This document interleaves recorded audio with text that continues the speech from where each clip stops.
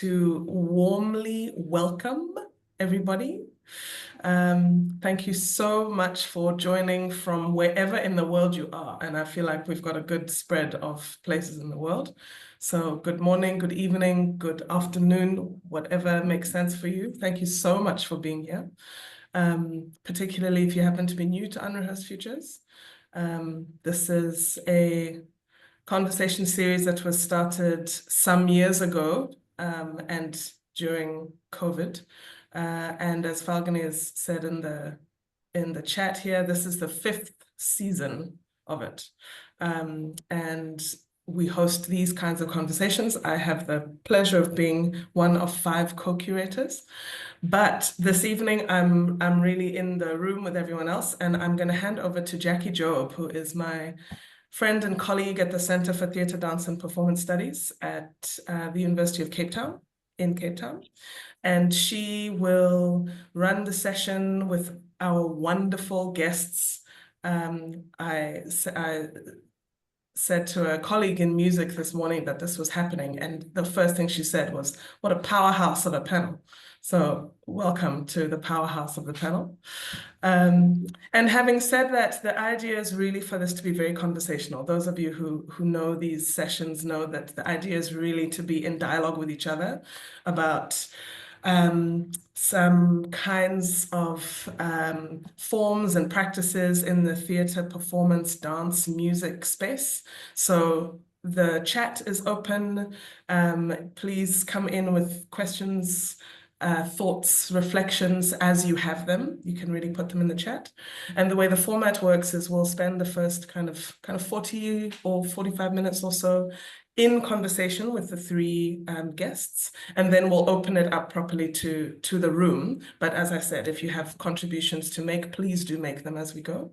And we'll record the part that is between the guests. And what we usually do is stop the recording when we open up to the room so that you don't, if there's any kind of anxiety about your questions being forever on the webs, you don't have to worry about that. But we do like to record the sessions so that they're available to revisit for anybody who wishes to do so. And people often do. So it's kind of part of the story. And that's it. Warm welcome, happy conversation. Jackï, I'm going to hand over to you, and on we go. Thanks, everybody. Okay. Thank you. All right, thank you. And yeah, I'm really eager and happy to hear this this conversation and see where the flow is going to take us. I just also want to say thank you very much. I know that 3 of you, Dizu, Nhlanhla, José, are very, very, very busy, very popular people. And when I proposed this conversation, each of you immediately was yes, yes, yes. It is something that we have to do. And it's, so we're all meeting each other for the first time, actually, or you meeting each other for the first time in some kind of a way.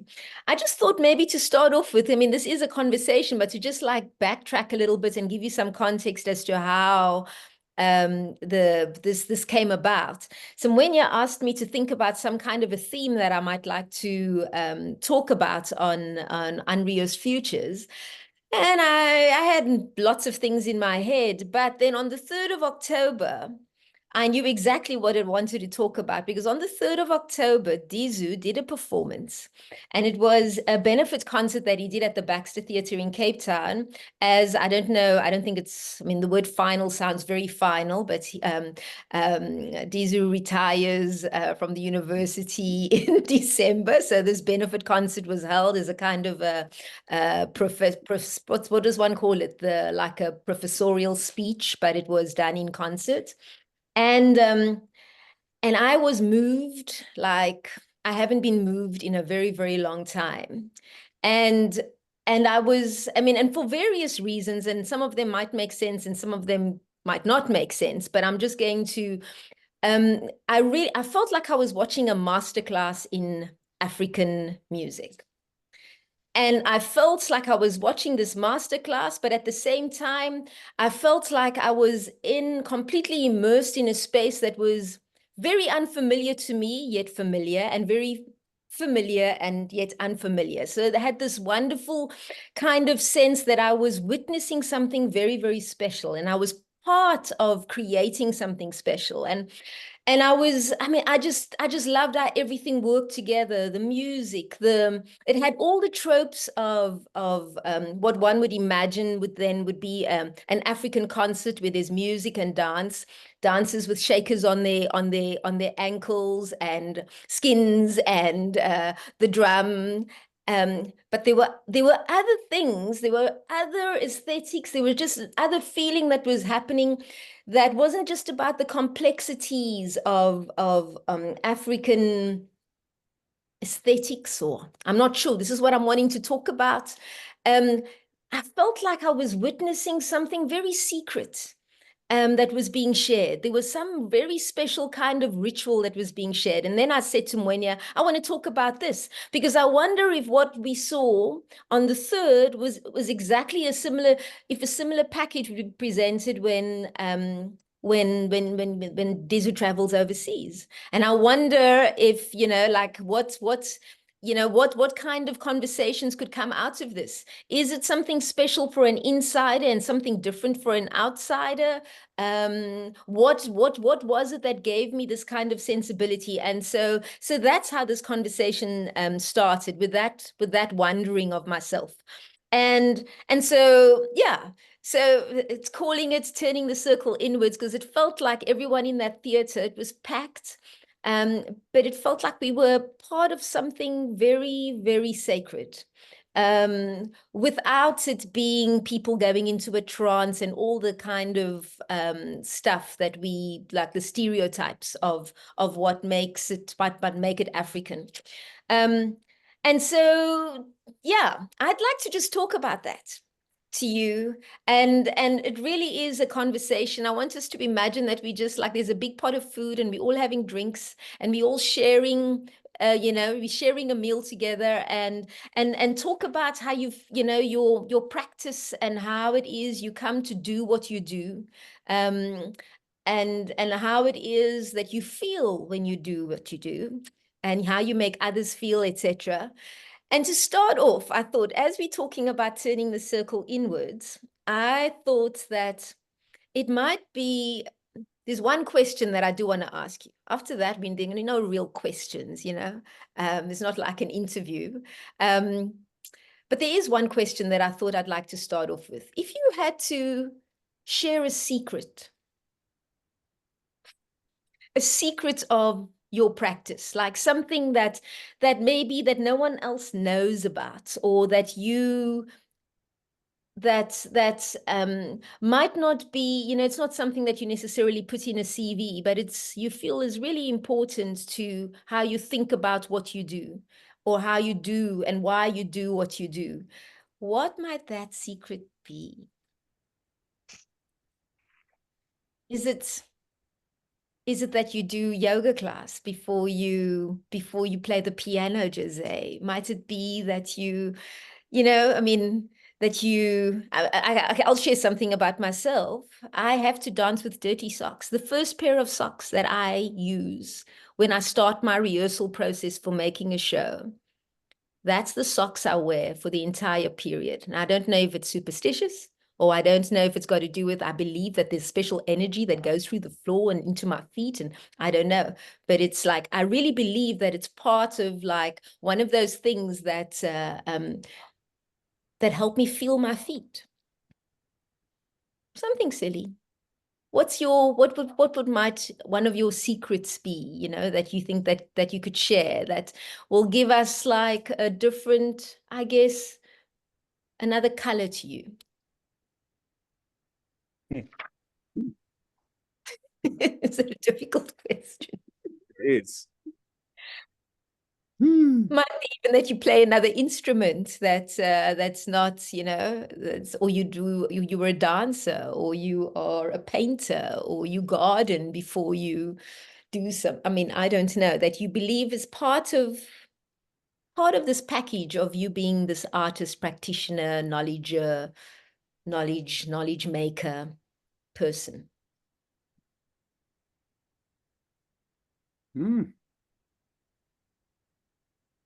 For instance, let me just maybe say something here.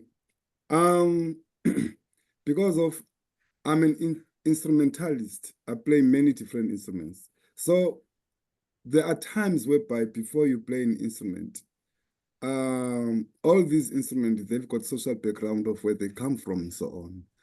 And I always imagine myself, you know, in the early years where there was only Bushmen living, you know, in South Africa or anywhere else without other people. Because when you look at the bow and arrow, I'm talking about the bow and arrow, the importance of the bow and arrow, because me too, before I start playing the instrument, never mind that the instrument is being played by my whole family, you know, from 1400, 15, 16, 17, 18, you know, my people were playing that instrument. It's only that we never knew up until I did a research about that. So when I play the instrument, there are two visions of things that I see. My people and the sun. And what happened? I went to a DA just to find out exactly, because all of a sudden I just changed my musicality and focus more into the bows of the San people of Southern Africa. And I found that most music that we are playing, even though people, some, they've never listened to these bows, that's where most of our music comes from. And so when I play an instrument, before I do something, that is why I always say that I always think of my family and this family of the San. And I happen to find out that me, I'm half Pondo Mise and San. You see, that was new to me. So you can imagine now when I play this instrument, it's not just something that I just pick it up and start playing. I always have vision of things before I start playing the instrument. And that gives me a lot of room and a lot of things to think about myself and other people. And, you know, this something I like to share with you, because sometimes people, you see me playing music and I might be, as you know, music will take you different places and so on. But the main thing about this music that I'm playing, it associates the people, it brings the people together. It doesn't matter whether you are a dancer, you are a choreographer, it brings people together. So these are the things that, you know, I wanted to share with you about these bows, because now I'm no longer playing all those marimbas that are brought in South Africa and so on and so on. I just taught quite a number of young kids to continue. And my main focus now is these bows. Can you imagine an African person, Xhosa-speaking person, you know, being commissioned to go and revive the music of the San people in Namibia? I did that for 4 years. I've changed that place. When you go to Tsumkwe today, you'll see another Tsumkwe. So I always ask myself, what's difficult for me not to do this in South Africa? Why can't I share this knowledge that I've got with other people? Yes, I do share with students, but it's not enough. Students are students, but we do have all those other people that we live there with in the townships that they don't have anything. I don't want to talk too much as if I'm the only one people. I just wanted to share that with you, you know, things that I do, things that I like, yes. I like the idea of the memory and how the memory is like associated in the visualizing, you know, visualizing something and how that connects you to a past, you know, to other kinds of communities, and that, and you can see, you find, I think, that kind of relatability then through your instruments. That's, but you also spoke about, it seems like you're talking about that what you do outside, you don't necessarily do inside, but I'm gonna come to that. Nhlanhla, I saw that you wanted to say something. You're talking about the secret. What is the secret? What is the special thing that you do in your practice? Mine is actually not a secret, but it's something that's, I find it valuable and important. I am a dancer. I am a choreographer. I am a composer specializing mainly in voice, and I use dance and song and to make theater and to tell stories. And I never studied music, but I studied dance. So I think music through the body. So when I work with singers, I usually take them through physical exercises that I've learned in dance, so that for me to understand the body as a vessel that carries memory and history. So we may have things that our mind have forgotten, but our bodies remembers very well. I'm interested in what is it that your body remembers that could come out through the music that we are creating. So for me to activate the body to access the sound, that is my biggest thing I bring in the room when I start to work. Ah, lovely. Mm. José, you work very similarly. I know when we've worked on African Angels, you worked very similarly. Yeah, I think if I wouldn't say it's a secret. I'm primarily a pianist, a classical pianist, Western classical pianist. But my life took me to become involved in the Cape Town Opera Company for a few years full time. And since I left them many years ago, I've still worked with them very often. So I've built up a relationship with singers, whether they are the chorus of Cape Town Opera or soloists of Cape Town Opera. And my connection with jackï also started through those singers and through doing a show with those singers that became very successful and very popular. And we both are very proud of that work that we've done. And I think if I can say that I have a secret, I try to teach this secret, so it's not a secret, is that I feel like I think I'm representing here a little bit, maybe an intersection place of Western classical music with all the musics of South Africa, because I've worked with someone like Prof. Dizu and with jackï, and I've tried to, see where we're all different and all the same. The thing that I think made me arrive at a musicality and a relation with music that I'm happy with is once I understood that it all starts with singing. Maybe Dizu disagrees and maybe say rhythm is the first one, right? But I have a feeling that if you as an instrumentalist don't sing, don't understand how singing, and this goes back to Nhlanhla's idea of the body, that music is a physical thing. If you cannot work with your breath and create a musical line with your voice or whatever it is, then you can't play piano. And even with Western music, with classical music, you should not be touching any of those compositions without starting from a place of singing, of the voice, and because singing is also just an extension of speaking.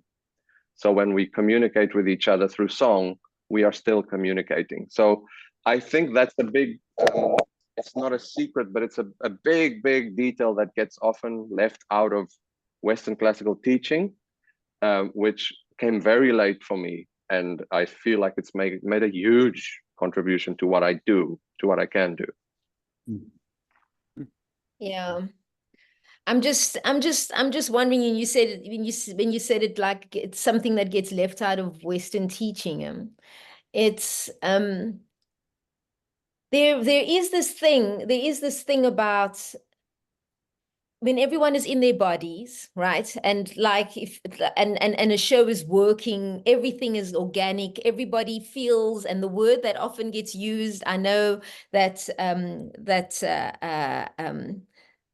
something that irritates me, actually, it's a word that irritates me, is when performances that are alive, they're really alive, and everybody's in their bodies and they're in their voices and they're in their breath and they're in the space. The word, especially when it relates to African performances, is natural. That, oh, everyone is so natural. And so I was just, I mean, like, how do you feel about that whole, is it just a natural thing, or is there a way of working with the body, working with the sound, working with the instruments, so that it gets, so that one gets, like Dizu, when you were saying, you get this connection, you have a connection, right? So it is part of you when you're playing, you're picking up something else, but it becomes part of you. Even if you realize that part as in a factual thing many years later, right? But is that something that's important to you when you make your performances, that there's a kind of a sense of relation, so that it feels part of the performer, and because it's part of the performer and they're sharing, it becomes part of the audience. And so there's this whole communication that's happening, that is constructed by you, manipulated by you in the process, or in the way that you compose things, or yeah, you know what I'm trying to say. Nhlanhla, is your hand up? Just please speak. Don't feel like you need to raise. Just we all just chat. I mean, I want to hear who does how he answers this question. I have a lot to say about this natural thing, and also about what José was saying about the piano and the Western. What you were asking José about the piano and the Western teaching. But I want to speak after Duzi, because this question I think is directed to you. Okay.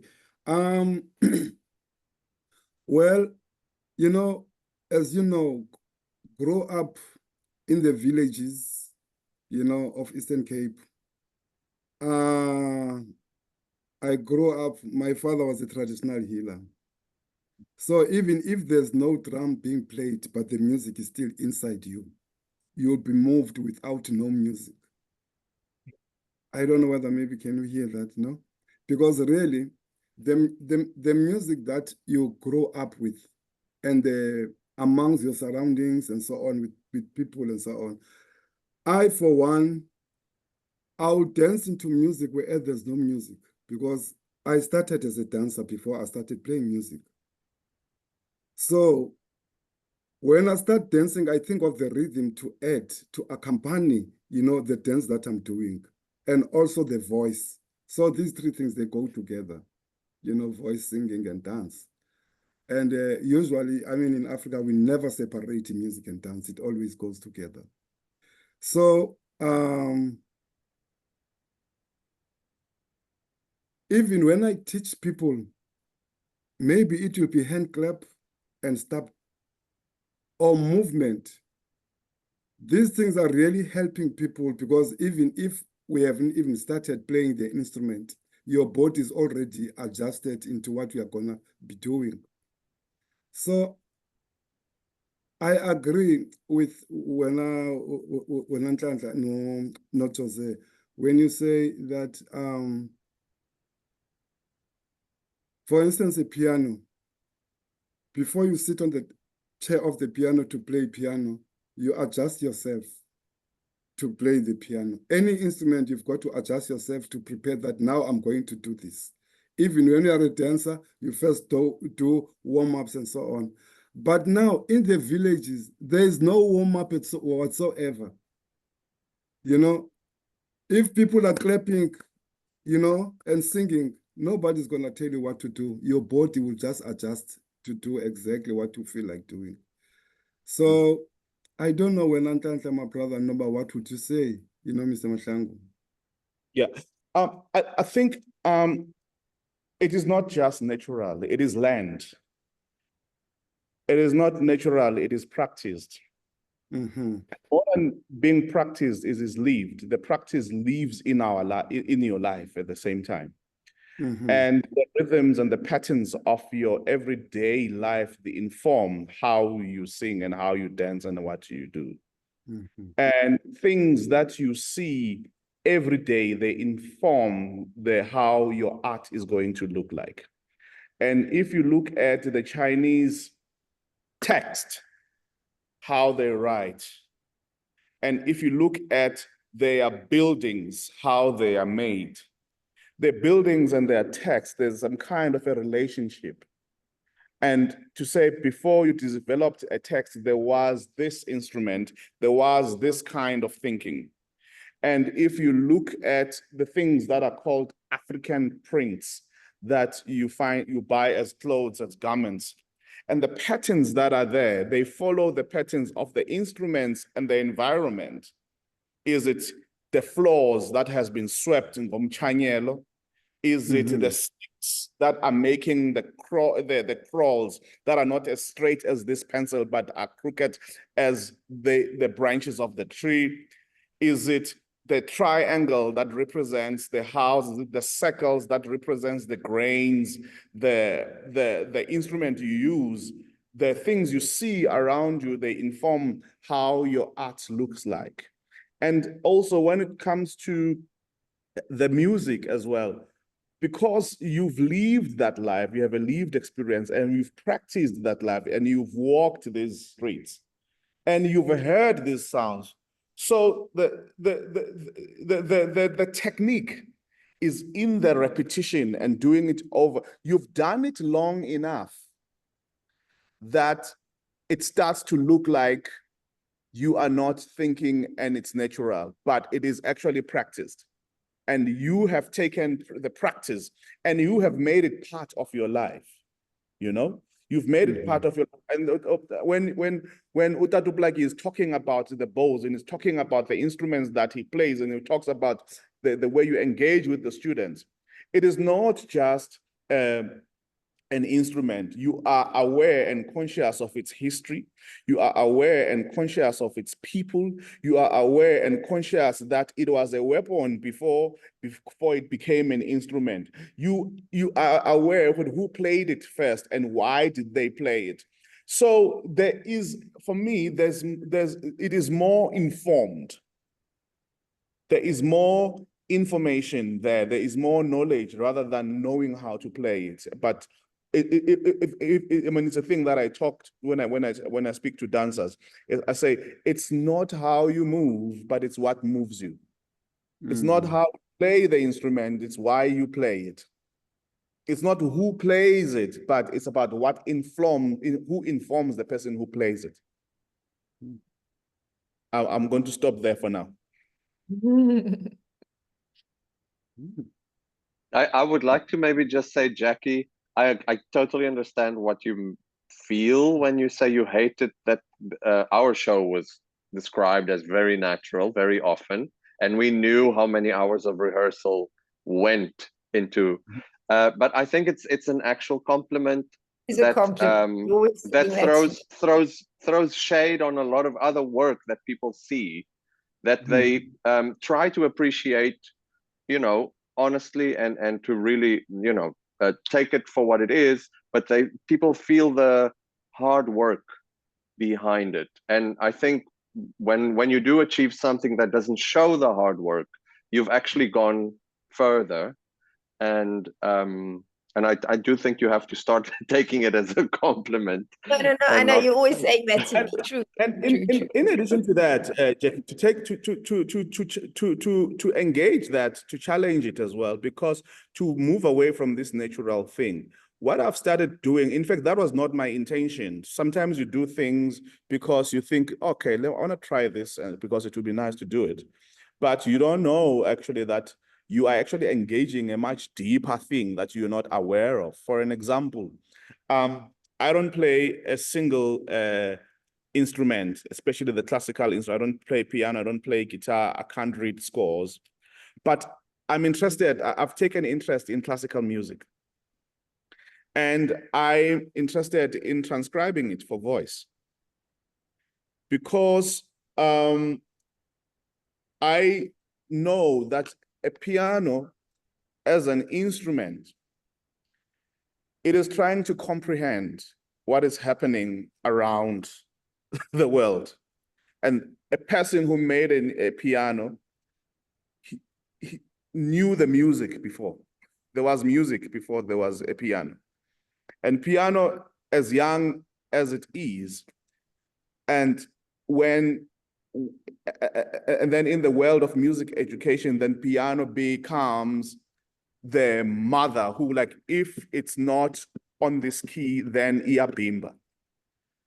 And so you have to then now start following what the piano is dictating. And for me, the voices, there's something that happens between the notes. And like, if you don't have the piano, you will still be singing.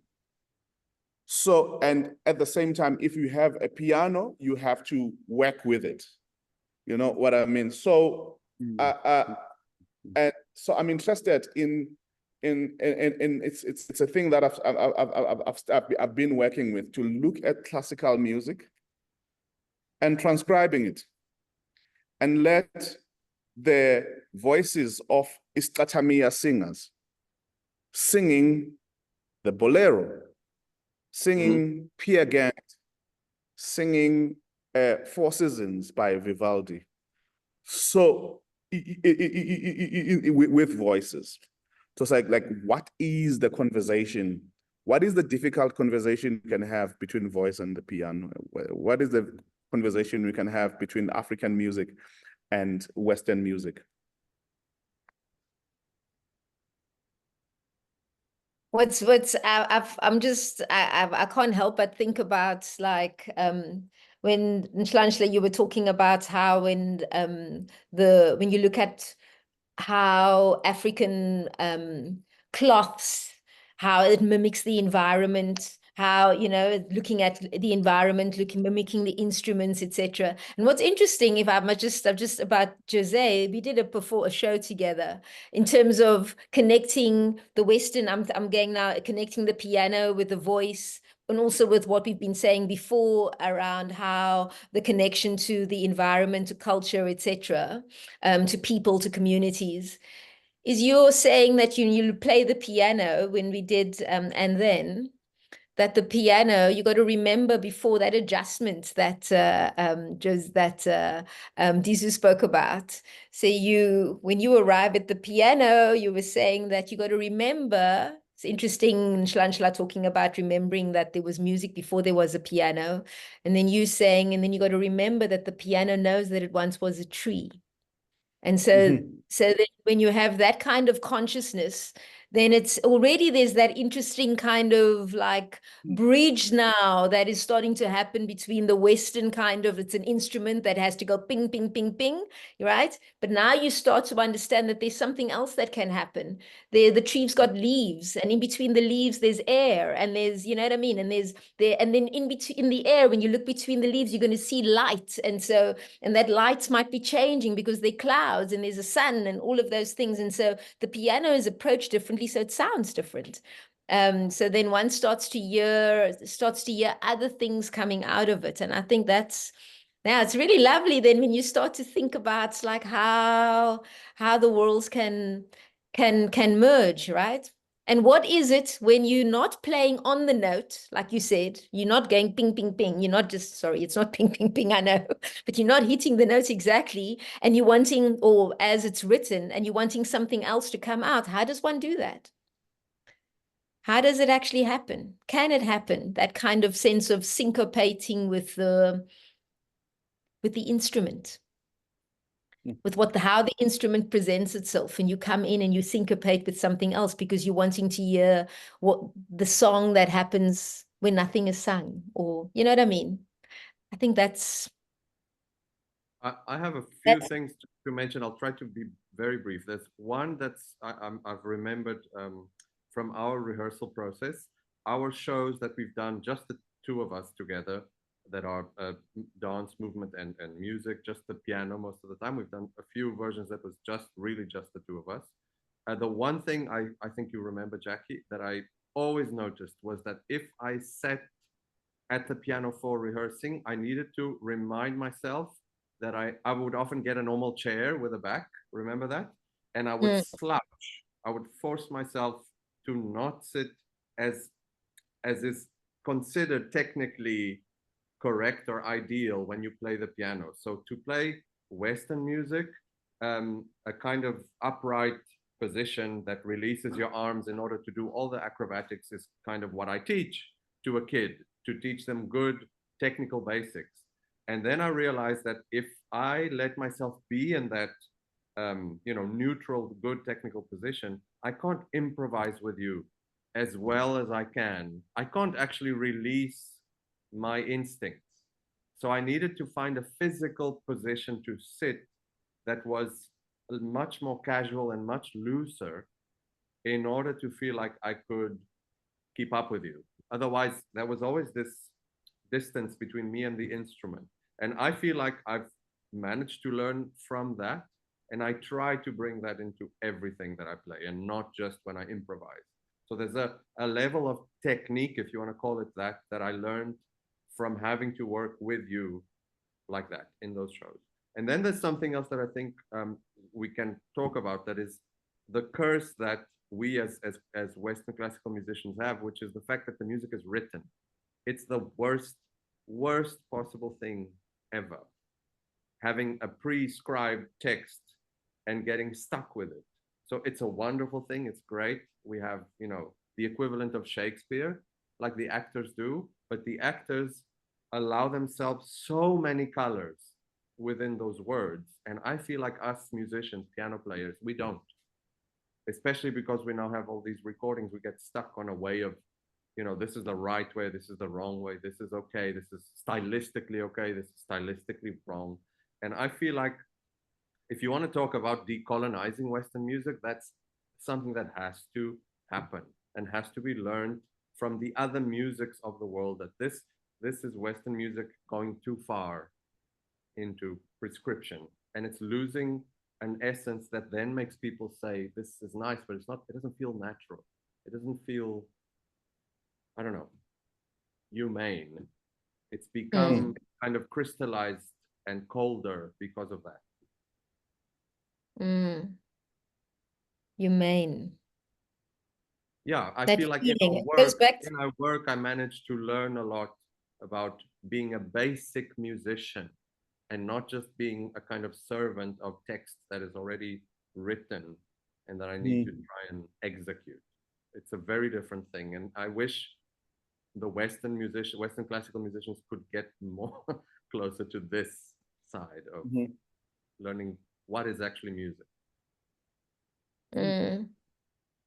Yeah, because there's also this thing about when you look at the instruments, you know, like if you have an expectation of what it might sound like, right? So then as soon as if you can release yourself from a kind of prescription, then you're able to surprise yourself, surprise the instrument, maybe surprise, you know, with what else can happen. And if I think of your show, for example, you had, if one looks at the instruments that were on stage, right? So there was a bass guitar, and they were like Western instruments or jazz instruments that you might see in a jazz band. And so there's an expectation that maybe you're gonna start hearing those riffs, those jazz.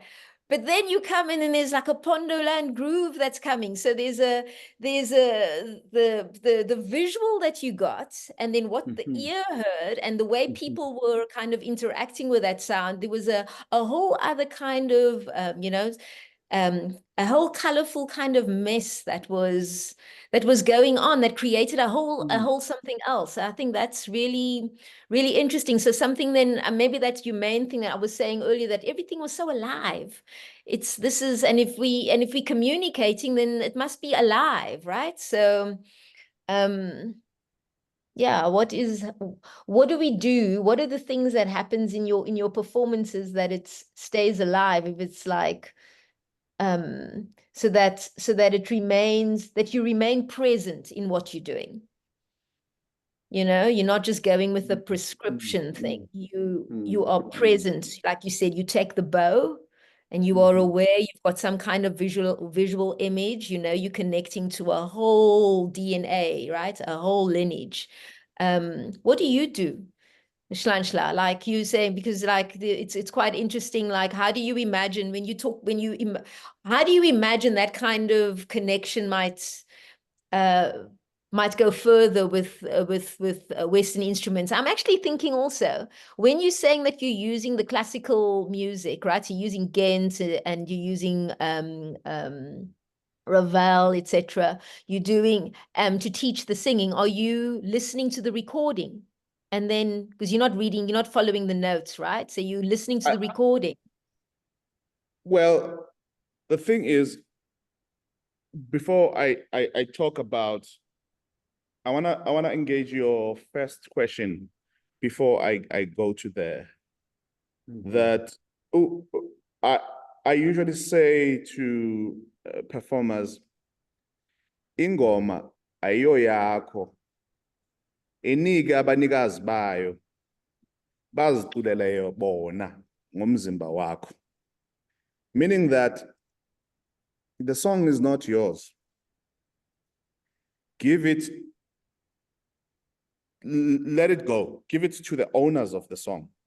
And let them sing it through your body.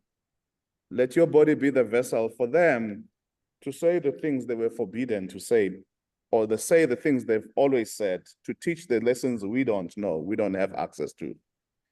There is a space in African history that is called the Dark Age, where everything disappears. There's no text. We don't know what happened.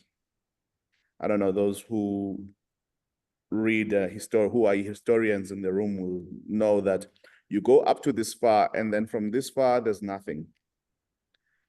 And when we want to talk about our history, we talk about it up to a certain level, but going back, we can't. And how do we access that which we don't know? It lives through the music. It lives through our bodies.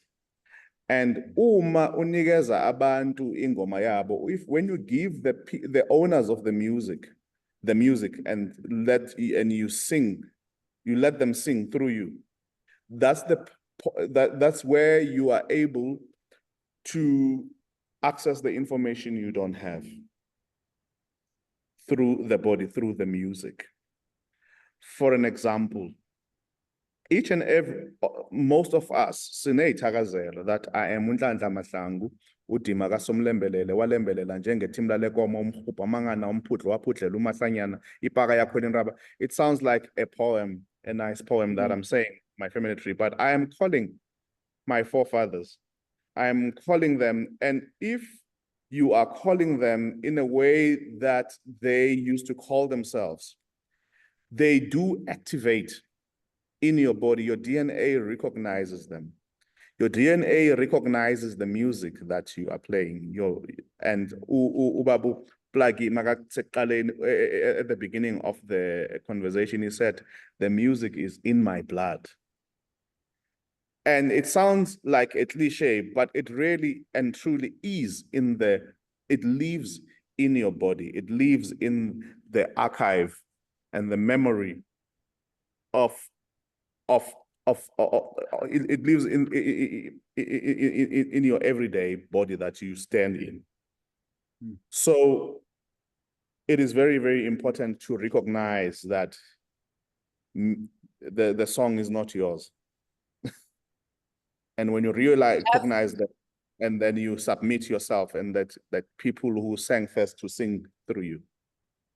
And then you're sharing, and then the performance, and then everything becomes like it's a feast that everyone has to participate in, right? That has to be opened up to everyone. And I'll use that wonderful thought that that's that wonderful philosophy that you have as a segue to open up the floor. Let's share our thoughts. Let's open up to everybody and continue the conversation. So we can stop the recording now, so everyone can feel relaxed and come in and say as you feel. Share. Let's hear what flows through the blood. Jackï, there are some questions in the chat already, or some thoughts that have been shared that might be a place to start. I see. As segue. No, it's fine. I mean, this is the right moment to turn to them, but as a way to. Okay. So, all right. So there's one question of Jehan, and it is it an embodied awareness, or is it an intellectual awareness, or both, of the bow of the instrument?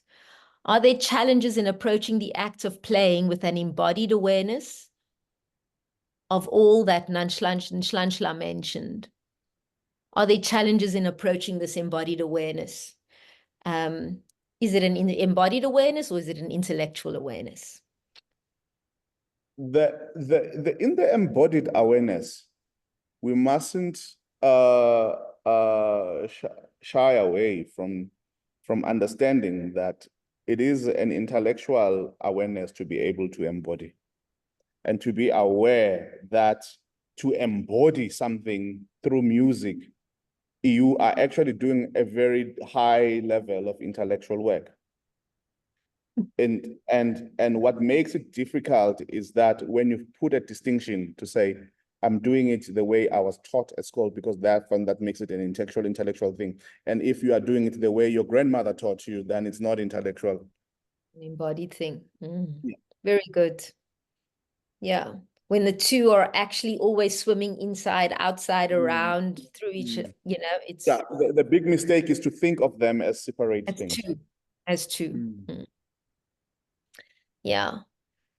There's another thought, Mwenya, was, I love this idea of remembering that the piano was once a tree, and would love to hear how this idea affects how you play it.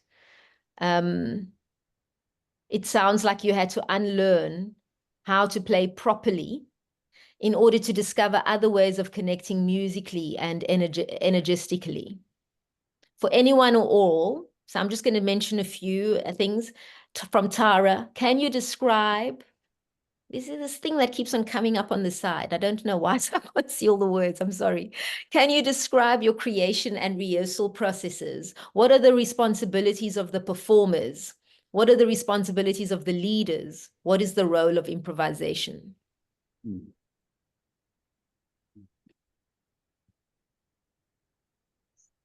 That's for all of us, for all of you to respond. Those are the comments that's in the chat box. And yeah, what is the role of the responsibilities of the leaders, the performers, the role of improvisation? I was also wondering, like, in terms of even of a chorus, what is the responsibility of the individual inside the chorus?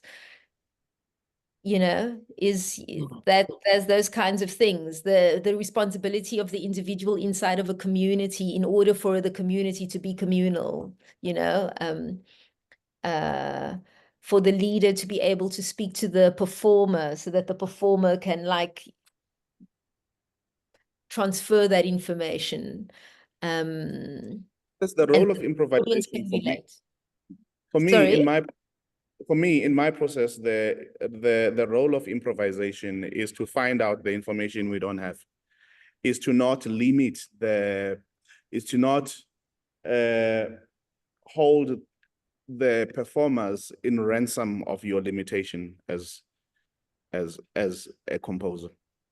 So for me, is to actually create a learning opportunity and to receive the information you don't have. And secondly, the responsibility of an individual in the chorus is very, very, very important.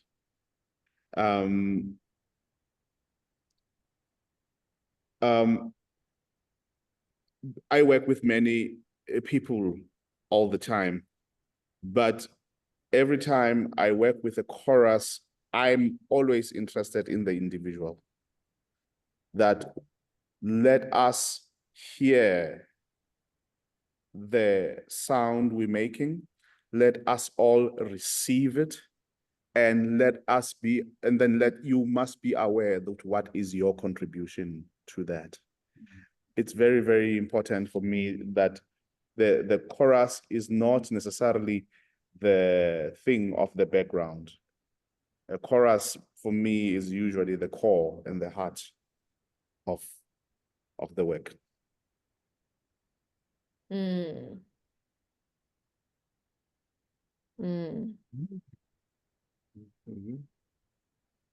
Yeah, there's this thing of being able to find something when you're improvising, like you're learning something. It's not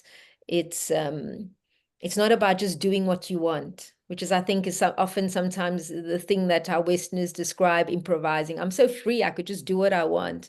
But it's about it's not doing what you know. It's like finding out how your body surprises you. Like it's about doing what you don't know. What is it that I do today? What is it? What is the new information today? And And would you say that in your performances, even though there is like a main kind of, obviously, like if I had to go back to your show, Dizu, right? So Yes. there was a composition, right? Because you knew what came first and second and third, and there was an order to everything. But would you say that there was, with inside that order, there was also improvisation that was going on? There was still something unknown that you kept yourself open to share?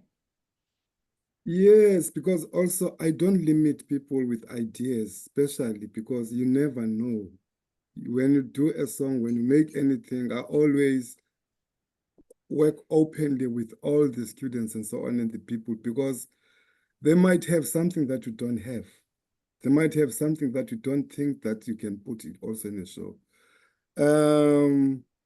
For instance, when it comes to singing, me, I like the singing whereby you find that when people are singing,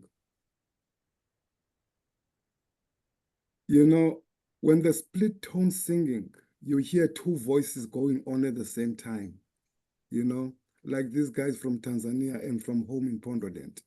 Now, what we do, we use a lot of multiple entries to beautify the songs, and also to make it more difficult for the listener to know exactly where does the song starts.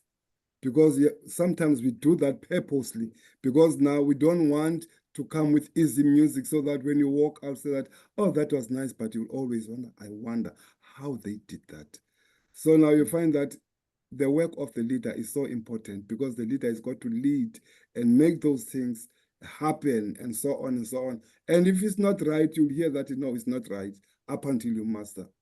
So the multiple entries is very important in any music, but we even, in African music, there's quite a lot that we do with that. And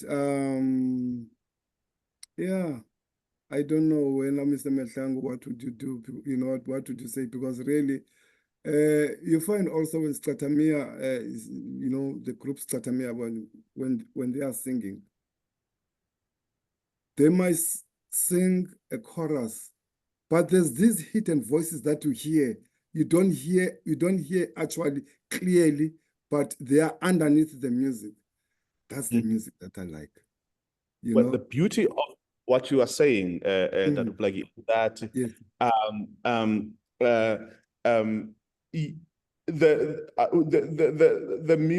Music, especially in South Africa, it doesn't leave as a music for decoration.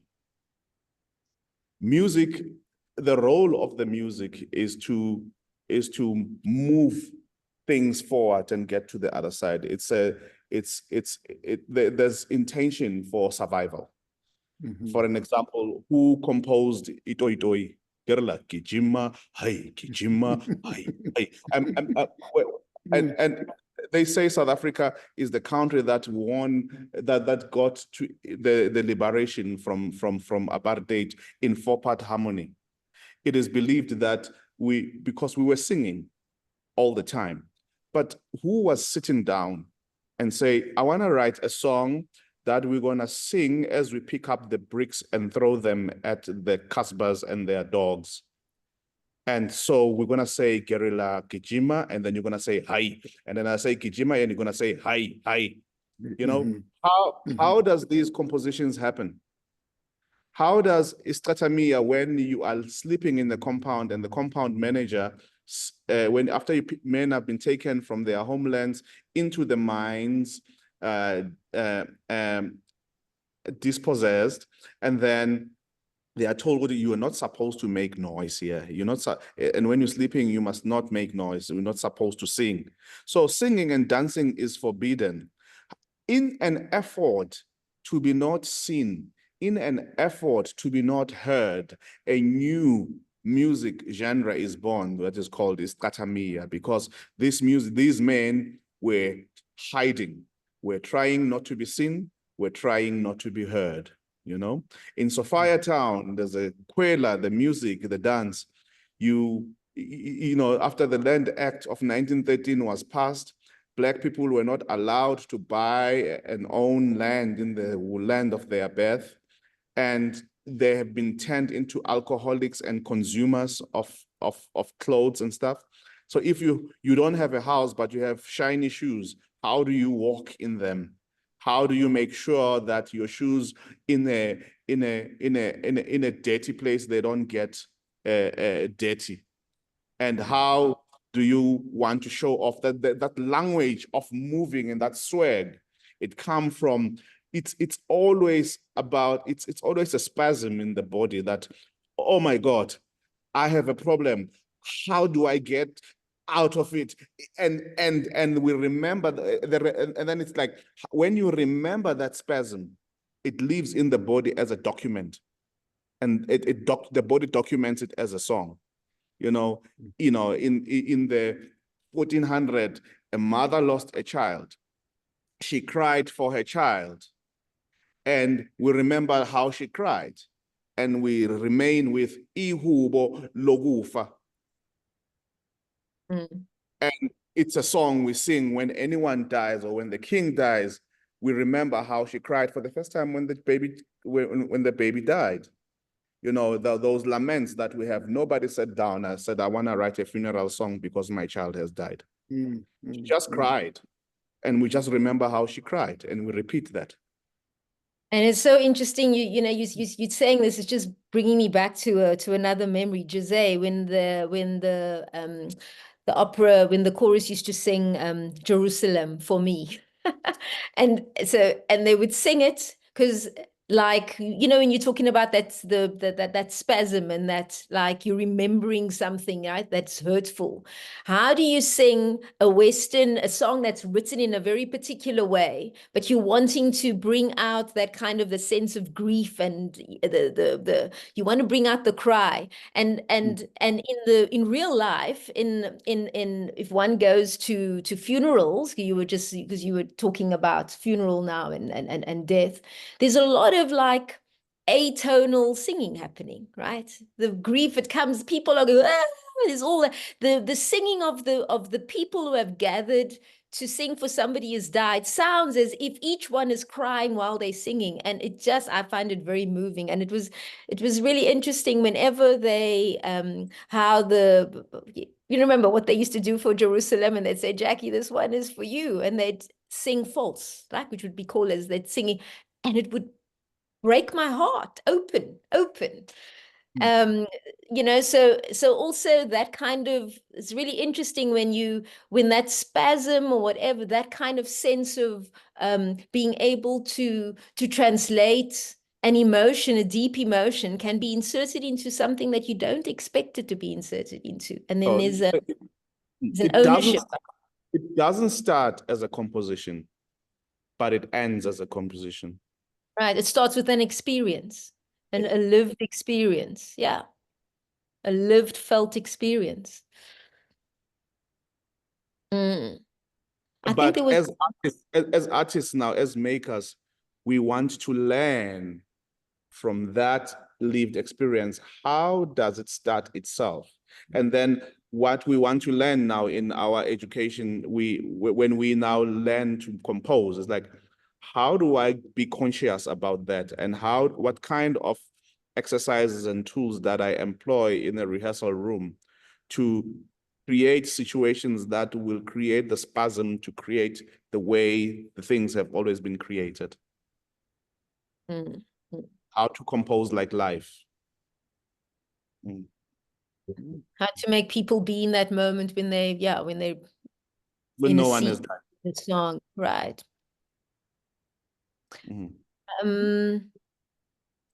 There's a comment. This is the masterclass in the history of South African music. Says Moenia, Ali, making the fugitive forms and aesthetics as a distinction from formal or planned music, dance or embodied practice. Great examples across the archive. Bongeni, I love that insight into isiqaqamia. Hadn't considered how it stylizes being quiet in sound and movement. Yeah, it's true. That thing of being quiet, being invisible.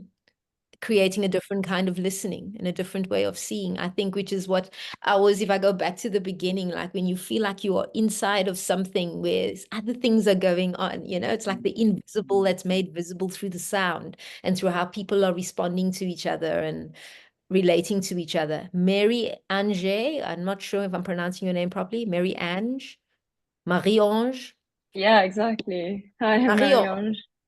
Yeah, it's really French. Thank you for the talk. It's my first time joining this event, so it's been so insightful. I'm from Ivory Coast, so that other side of the continent. And it's so interesting you guys talked about blood and how music is transmitted through blood. Because in West Africa we have the griots, and in Bambara we say jelly or we say nyamakala, and it means blood. And so I just wonder how, for young people who maybe spend too much time in Europe, how do you help your student to reconnect with that idea of your blood can carry this heritage, this music, and that you have this inside you, even though you don't really know how to activate it? Does that make sense? It's for anyone. But Plaatjies, no, or José, you wanna answer the reply?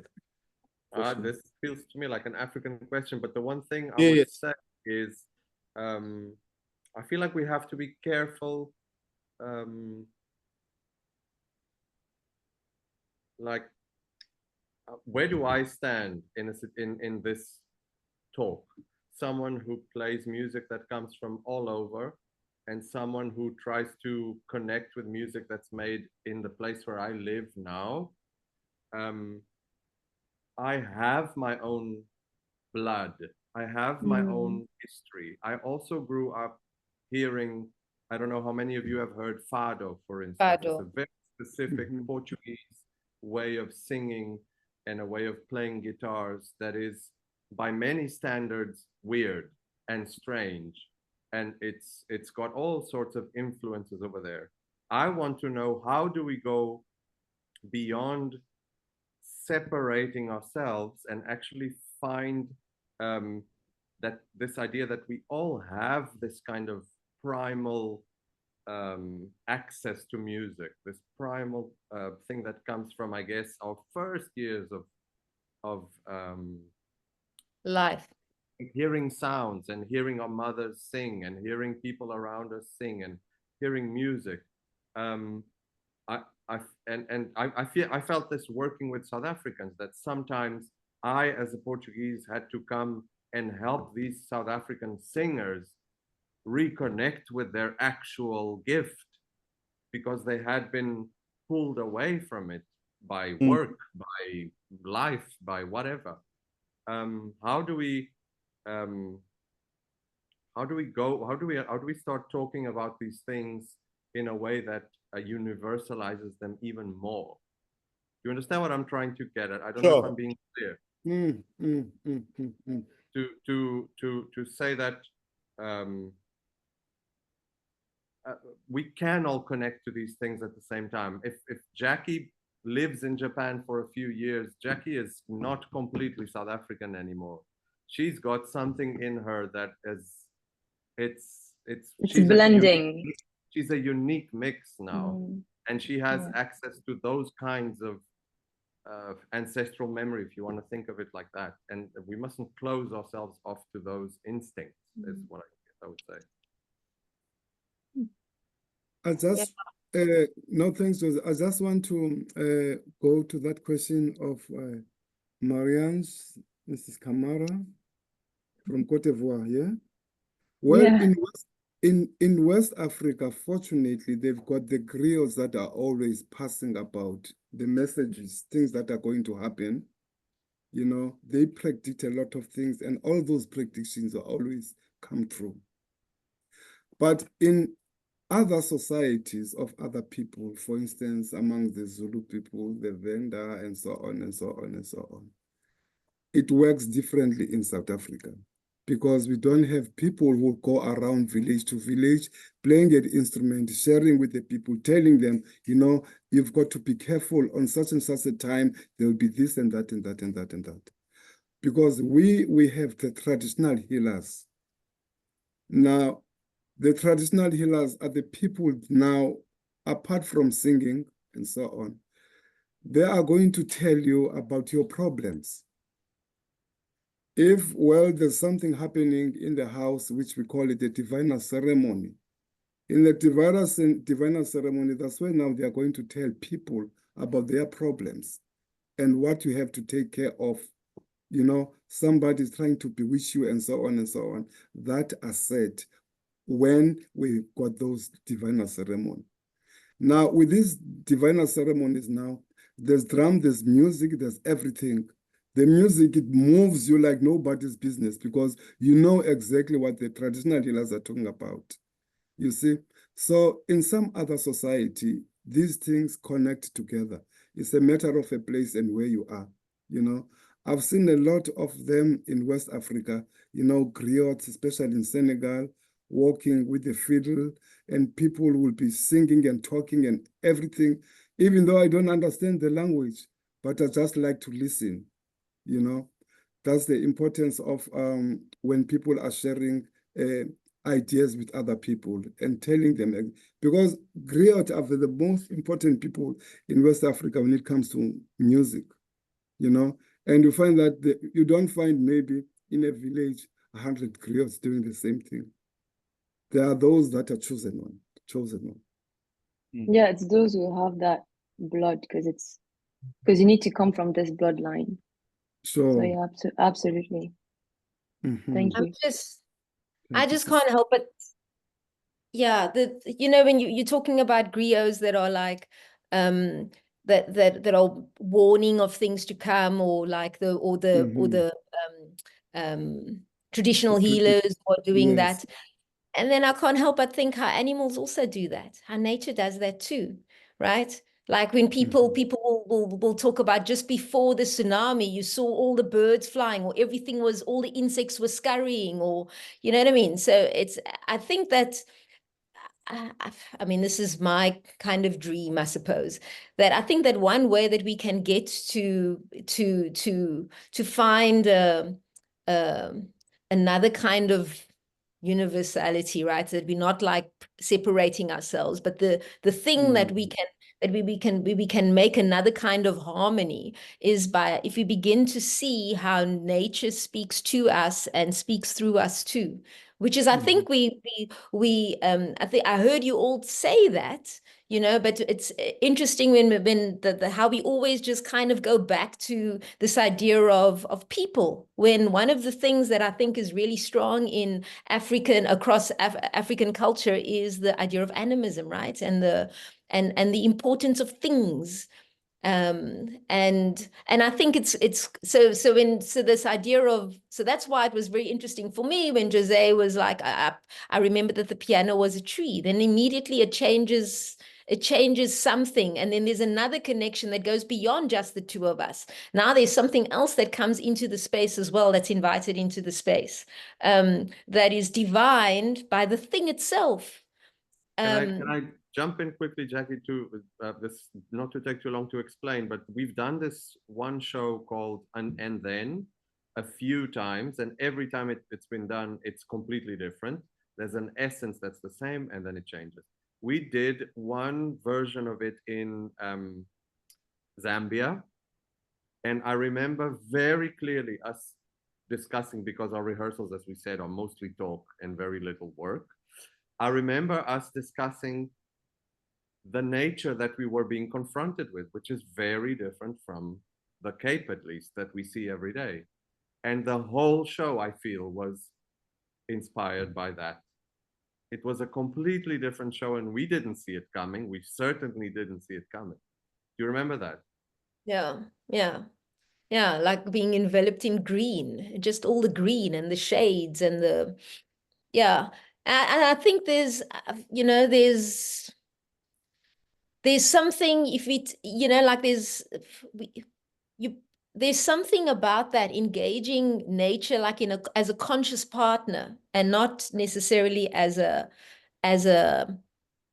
inspiration for ourselves, but as a conscious partner, could be another way of just like opening up this, seeing nature as the griot or as the healer, you know, and remembering that that's also part of, because we go back to dust, right? So we're going back to then that dust it's there. The stones and the leaves and the bark and everything is also in our DNA. I think.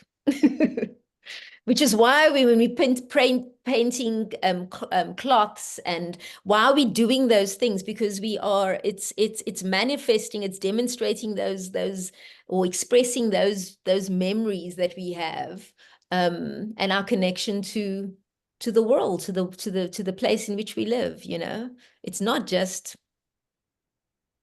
Yeah, I don't know. That's what I imagine. I think that's how we can begin to find another kind of song, begin to write another kind of song, and maybe how we can begin to like syncopate with this, how we insert ourselves in another kind of way, and insert nature maybe and things. And then go where we don't want to, where we don't know. What you were saying, Nhlanhla, like what happens if we're all playing together and we're improvising? What are we going to find? We don't know. So let's just play and see where we're going to go, right? What surprises does it bring us, and see what we can co-create, I think. Yeah. Could I join in for a moment? Philip. Hi. So first, an incredible thank you to this discourse, to this sharing and opening. I'm very touched, very inspired. And I've two things. One I won't go into, but I've dedicated my life to healing through the arts, in education, in therapy, in mental health, in community, in medicine. And what we're talking about is also, science is catching up to our work. I just want to mention that. I'm not an expert at all in that, but I have followed that for the last 30, 40 years, because it gives us a little bit of a foundation, a scientific foundation. When we say music is in our blood, well, the scientists are catching up to us in neurobiology and neuropsychology, and actually finding that our transmission of knowledge of being, not just from the brain, but on a molecular space in the body, hence all the trauma work around the importance of the body. Okay? So I'm not an expert in the science part, but I've certainly followed the work. So I just wanted to mention that. I found great support that all the work we've been doing for the last 30, 40 years finally they're catching up with us, right? But I just want to share my connection, which I think we're talking also a universal experience. The South African and the African component, my Western New York component also. That mother singing out her grief, that mother yearning and oh, and however it takes expression, is also part of that shared blood that we have. And I've experienced that personally with my Jewish background. I've experienced that wailing, that yearning, that longing for communion with my Palestinian friends. And certainly, I've started to visit South Africa since 1990 regularly, every year, to work and visit family. My wife is South African. and the longing, the sounds that we make from coming from the drums and the voice. It's universal if we acknowledge that felt experience, but it takes courage. And I struggle always touching it and then moving away and closing down and isolating and then coming out. So I just wanted to share a few thoughts of deep gratitude, because I think today we've really identified a universal ability through sound and our voices and our courage to long for and search for meaning and connection. So thank you. Thank you. And thank you very much, José and Dizu and Nhlanhla, really, for a beautiful conversation. I mean, we flowed far. It's different times, different places. Some are nodding off to sleep, needing to go off to sleep. So I think we'll bring the formal session to a close. What is the practice?